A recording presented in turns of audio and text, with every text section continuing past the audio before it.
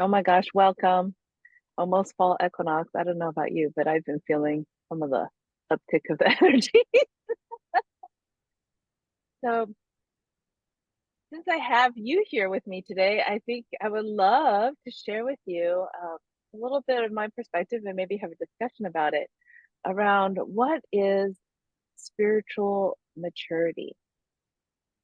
This is something that's maybe more for definitely throughout the whole part of the path, but definitely I think more implemented and integrated in the intermediate and advanced path. And what I mean by that is the the beginning path and practitioners, the way I see it, the way I experienced it, was very much a lot about building personal power and stabilizing in the practice. And the personal power would allow us to build this healthy structures, the routine, the discipline to be able to have a constant, consistent practice. And that constant, consistent practice is what allowed us to start the journey, if you will, with eternity. The uh, the dance with light, if you will. And the way I experienced intermediate path, it was a lot of doing actually. And I laugh now, hindsight 2020 is even though it was extremely challenging in the doing, it was big things that we were really, at least for myself, really trying to manifest, incorporate into our lives that were the antithesis of what our ego wanted to do, right? In this very closed off, very small space.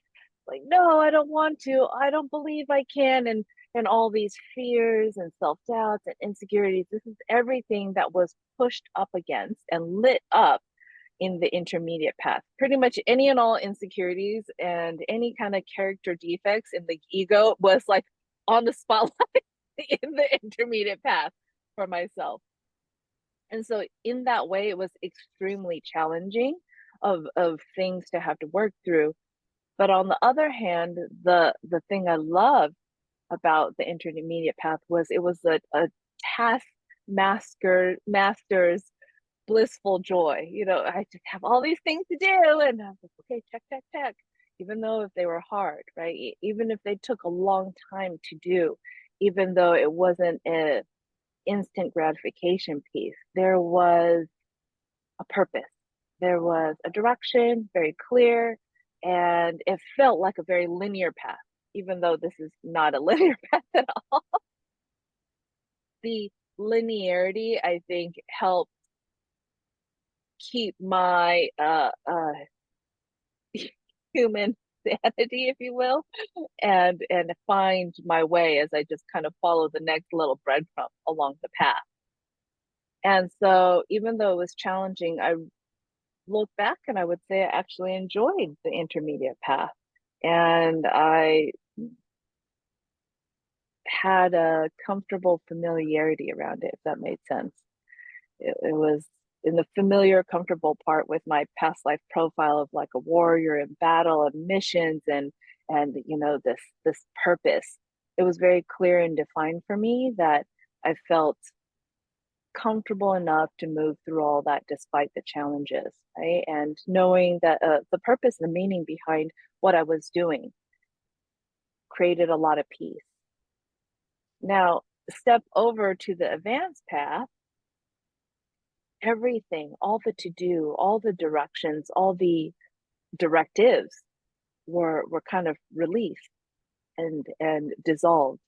And very similar probably to a doctorate degree program. I haven't done a degree program myself, but I have friends, who have. And there's a point in the doctorate degree where you start doing your own research and whatever your dissertation, right? And that is very a self-directed piece of education and teaching yourself, self-learning. And you create this dissertation, right? And then you present it, and then they see, if there are any holes in it, and then the professors say, fix that, fix this, and then there's this refinement process on the dissertation, is my understanding. until it's accepted, and then, dissertation or thesis, whatever you will, completes the whole process, and then, okay, graduation, and then the degree. So similar to that in regards to the advanced path, there was no more directives. There's no mom coming in, or parent coming in at some time at night. Did you do your homework, Jane? Did you make sure you eat your meal? Did you, get your exercise in to check off all the things you needed to stay healthy while continuing to fulfill this specific task? There weren't so clearly defined check boxes to check off, if you will. So in the advanced path, there has to be this clear, honed in spiritual maturity that has been cultivated since the beginning. And I don't think a lot of people speak about this because we're always doing so much. I mean, in the beginning path, you're trying to stabilize your practice, your life, and all the things that feel like they're so crazy and chaotic. And then in the intermediate path, you do not have any like time, it feels, right? Because you have so much to do, is what I felt like in my intermediate path. It was like not just having a 40-hour work week job, you had to do overtime, and then you had a second job on the weekends. That's what the practice felt like. And that level of intensity doesn't naturally go, oh, I am focusy and I'm working on my spiritual maturity today. There's not such a overt, obvious thing. I think it's more subtle.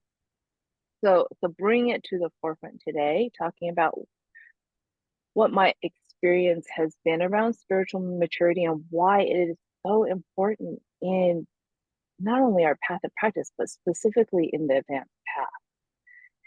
And one of the things looking back that builds spiritual maturity is, guess what? Failure, and things not working out the way we want it to, things not working out the way we think it should. Any of those things, pretty much, that fall into some form of expectation, is kind of an umbrella way to kind of have a container for it. Any kind of expectation that was not met along any point of my life,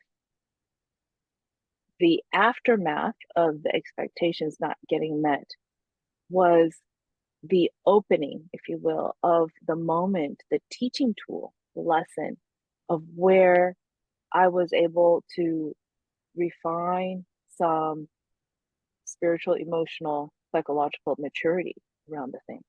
And usually the emotional and psychological maturity happens as we naturally go through life and become adults, right?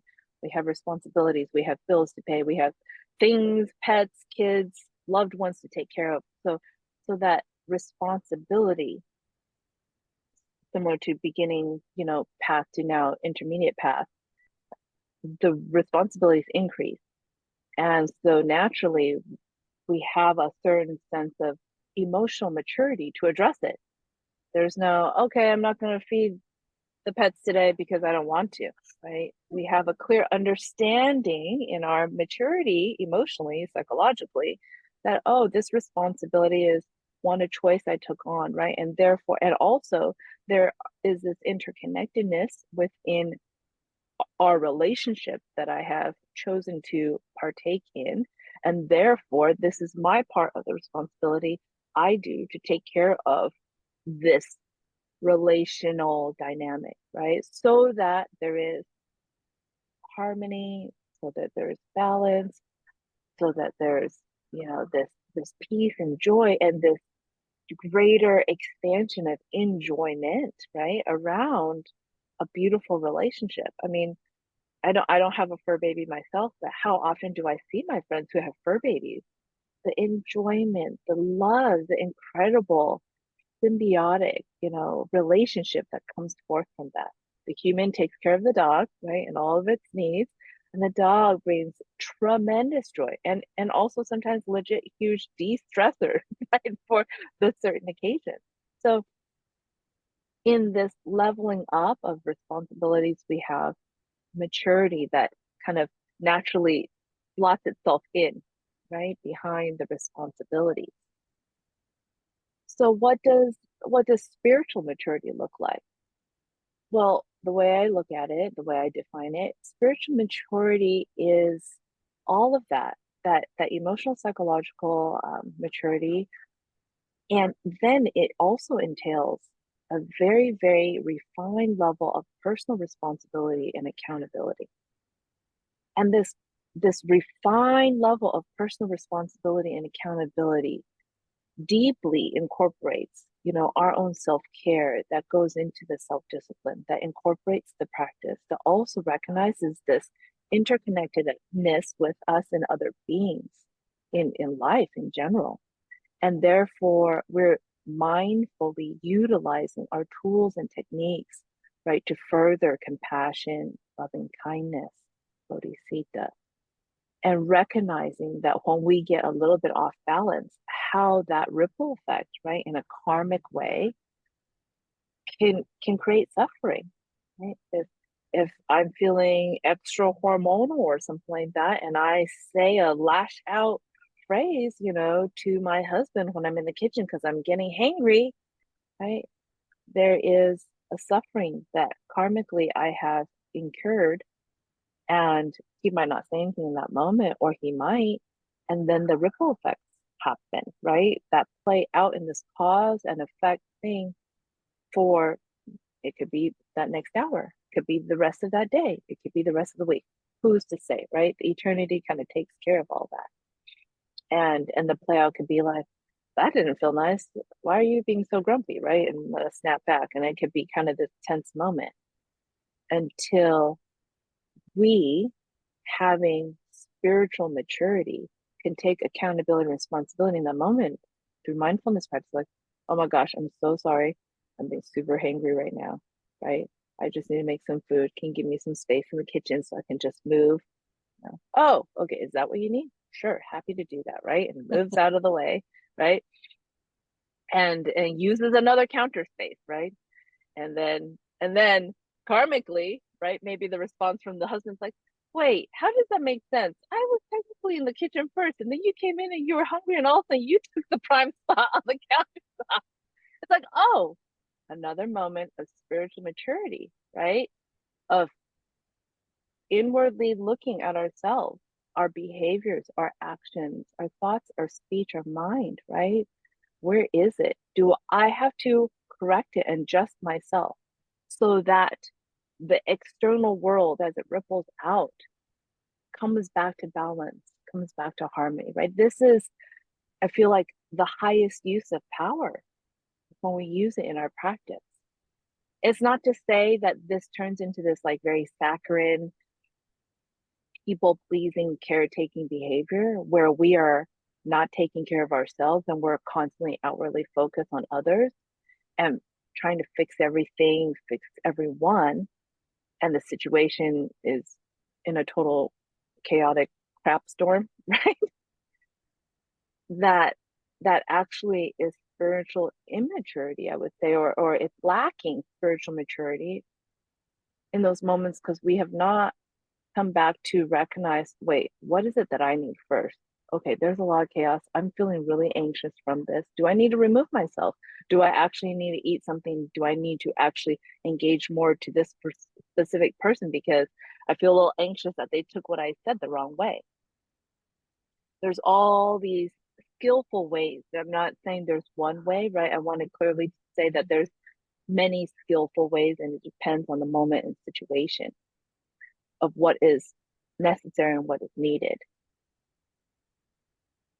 And so personal accountability and responsibility absolutely begins with us and begins with us in a way of checking our states of mind.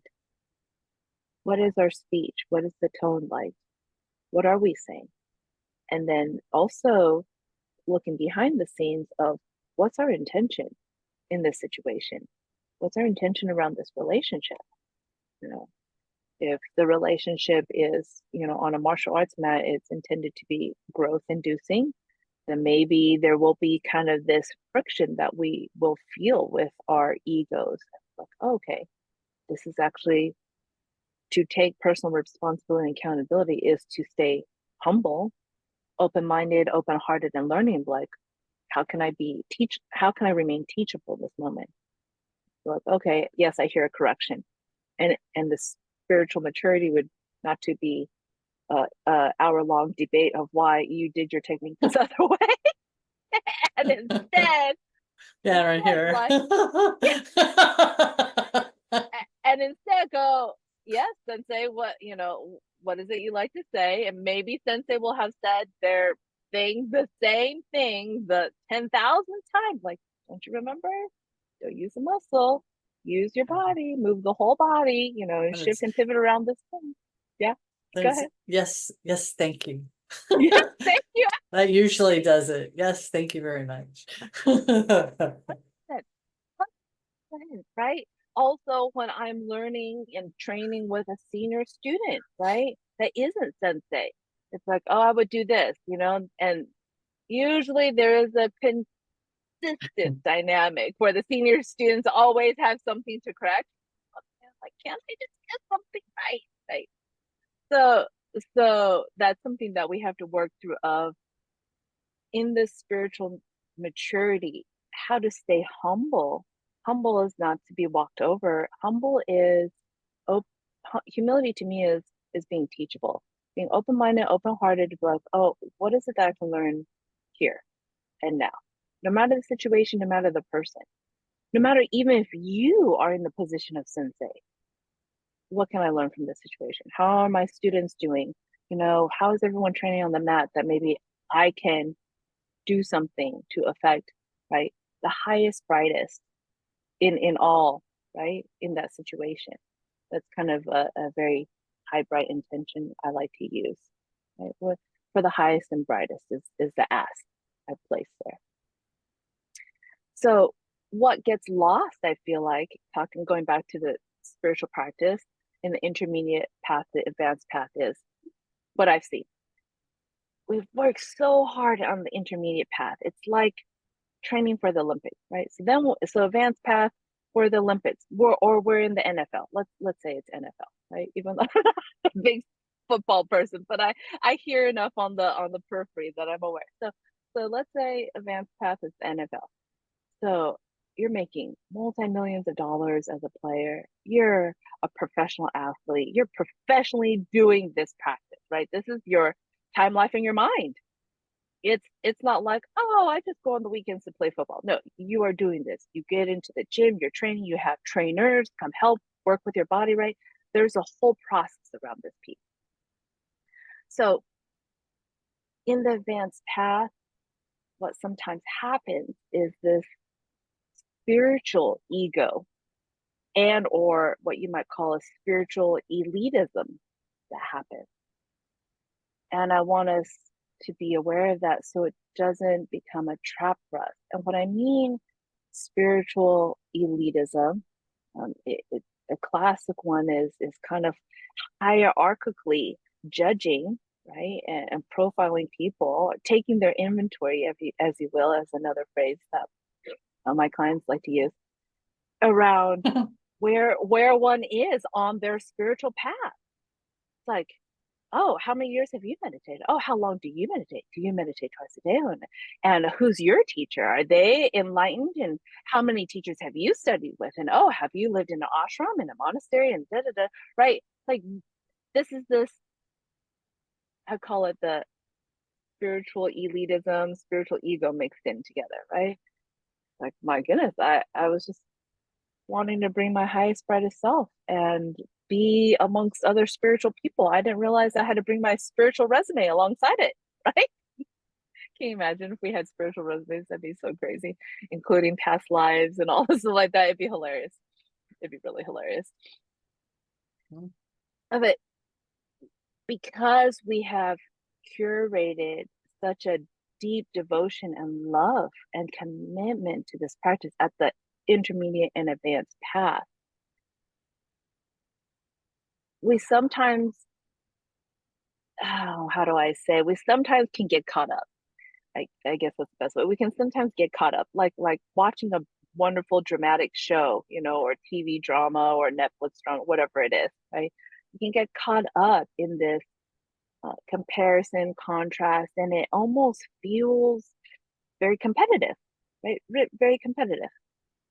And something my teacher shared with me that I, I forget if maybe she referenced it from Rama himself, Dr. Frederick Lentz, our root guru, where he said, spiritual practice is one's spiritual practice is none of your business, like no one else's business to anyone else. And also, none of our business to ourselves. So think about that for a minute, right? Because I remember I was having this conversation with some spiritual friends, and they were going kind of down the little spiritual resume. Like, did you do this? Did you get this? Did you hit this samadhi? Did you get to this level of this kind of conversation? And oh, you did? When did you do that? And why didn't you tell me? I would have loved to know, kind of thing. And Sharia chimed in at that time. I was like, well, her practice is none of your business. And they're like, oh, yeah, I think maybe, right? And then she added the other thing is, and also your own spiritual practice is none of your business. And as I reflected on that a little bit more of maybe what Rama meant was, okay, that checks out because one, we do this practice for ourselves, do we not? And then naturally in this beautiful way that this practice exponentially expands light as it blesses and it beautifies all the people, places, things around us. But that doesn't mean our spiritual ego and says, aha, I did it all, and I'm so awesome, right? It's like, yes, and light, eternity. Hello, where was eternity in all this? Yes, right. And then how come spiritual practice is none of our business? Because people would be like, wait, that doesn't make any sense. And as I think about it, that makes perfect sense now to me because the ego, the you, the sense of self, right, that identification that we have in this world to operate in this world, it is none of its business to know where we are in our spiritual journey, our spiritual ascension, however you want to call it, because it's not the self that's ascending. It's really the self that's dissolving so that the spirit, conscious, whatever you want to call, does the ascension. You know, we don't do it. I doesn't do it. Me doesn't do it, right? There's no who, essentially, in the doing, in the realm of the advanced path. And that can be really confusing for people. Like, wait, if I'm not doing it, then who's doing it? But I haven't, right? And then it goes all into this crazy spiritual philosophical debate that I will let you go do that. In there's what's the practice? Is it yana yoga that has this very introspective, like reflective, like contemplation, right? That's what Trikaya Buddhism calls it, that contemplation and reflection process that you go through, right? Absolutely necessary. So yes, do that. And coming back to what I was talking about in this spiritual ego, spiritual elitism that gets maybe a trap that we can step into in intermediate and advanced path is, can you imagine going to an NFL player making millions, hundreds of millions of dollars, right? Peak of their performance game and like, okay, I would like to tell you this. And they're like, no, I have nothing to learn, from you, XYZ. And I feel like, my goodness, if an top NFL sports athlete said that to some teacher that came in and want to share with them meditation, something else, mindfulness, some breathing technique or something like that, if they were closed off to receiving that, from my perspective around that feels to me like they've actually shut themselves down and they're actually now limiting themselves to the exponential potentials that are still possible in their NFL professional career. Does that make sense? Right. And I think that's something I admire tremendously in professional athletes who are continual seekers in learning and growing about how to refine their sport, their art, their practice in a more elevated way that up levels them as an athlete even more, right? And a great one with Simone Biles with gymnastics over the recent Olympics. The way, people talk so much about her age and her comeback, and here she was, talking about mental health. And I love that because I feel like she opened this door of recognition for one, but for all athletes, like, hey, there is something that you can actually learn more about yourself through called therapy, mental health. And in that learning more about yourself, you can actually strengthen yourself in a way that you actually become a better athlete as a result. That's kind of what I feel like her message is when I feel like she shares about it so openly, as such a beautiful advocate for mental health. So going all the way back to spiritual maturity, right? Part of spiritual maturity is continuing to be open-minded, open-hearted to learning, continuing to cultivate humility and purity around, hey, maybe I've reached the top peak of my game in advanced practice, or as an NFL player.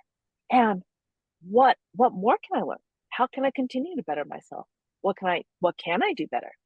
And how, by me doing better, how does that then affect my whole team? You know, okay, maybe we've won all these Super Bowls. What else can we do together? What cool thing, right? And this spiritual maturity that I feel like is so important at the intermediate advanced path, because if we are not cultivating that spiritual maturity with personal responsibility and accountability deeply, honestly, ruthlessly honest, right? We we can I feel like the trap is we can place ourselves on a pedestal. And when we place ourselves on that pedestal and we have amazing fawning audiences and students potentially and a raving, sports fans,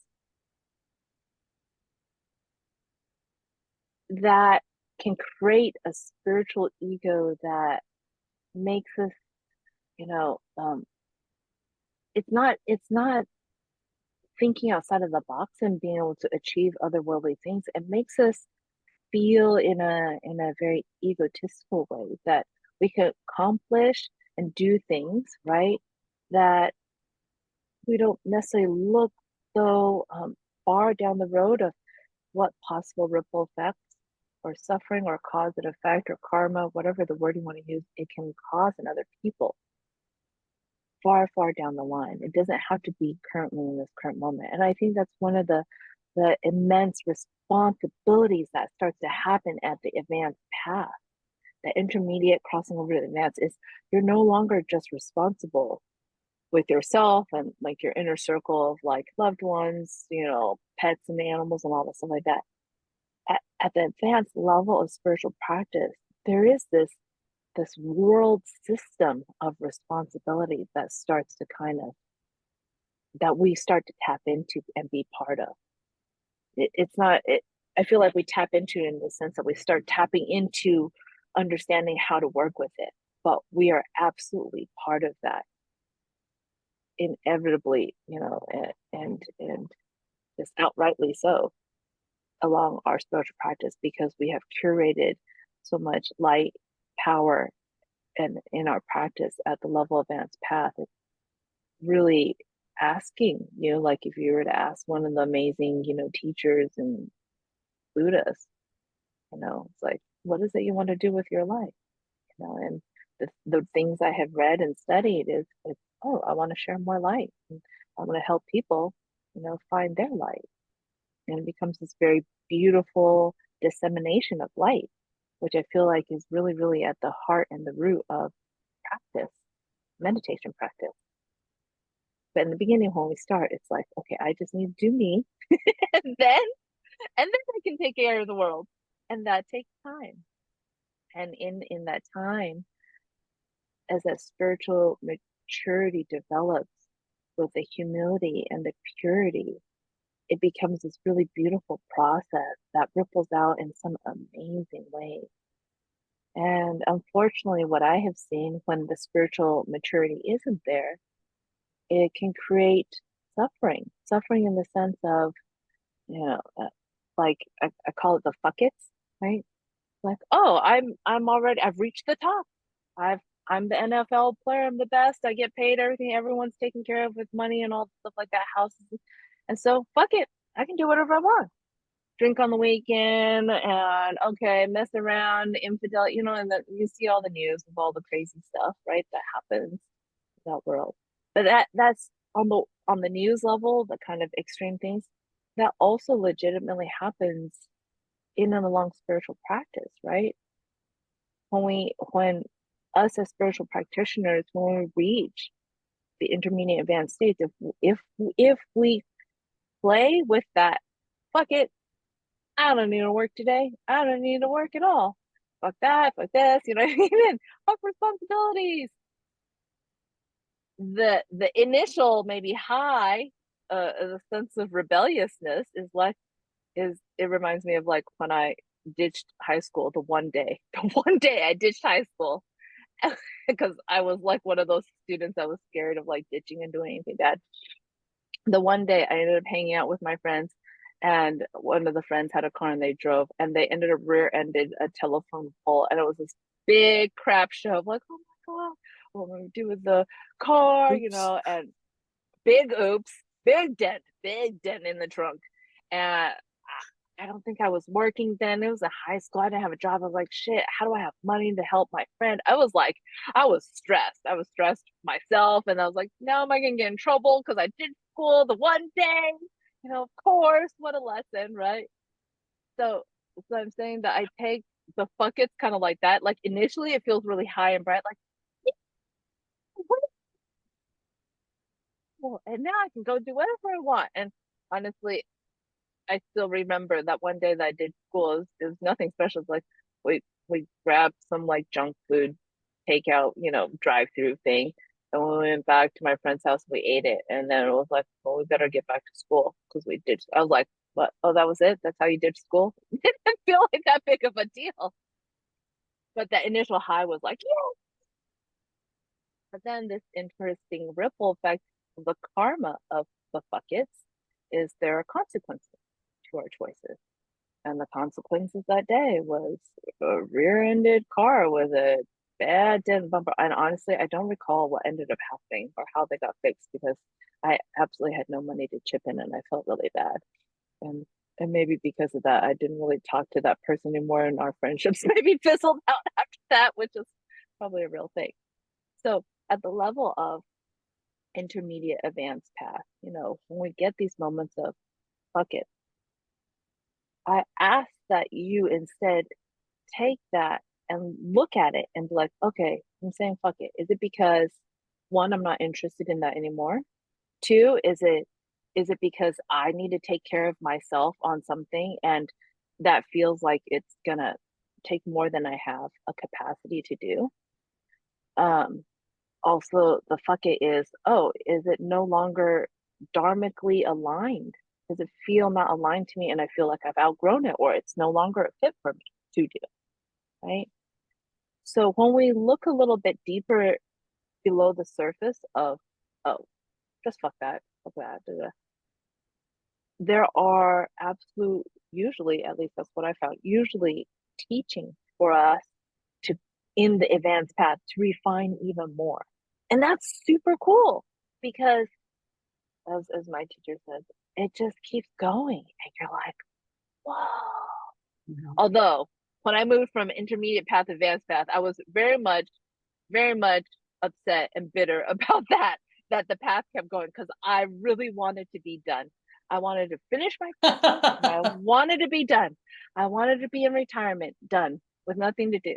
But if I'm honest and let's look at life as an example, people who are thriving and happy and mobile in their retirement are usually filled with purposeful things that they continue to do in their life, right? That they continue to have the right structure, the right schedule, the self-discipline to further their their ascension process, right? Their refinement process, the up leveling process.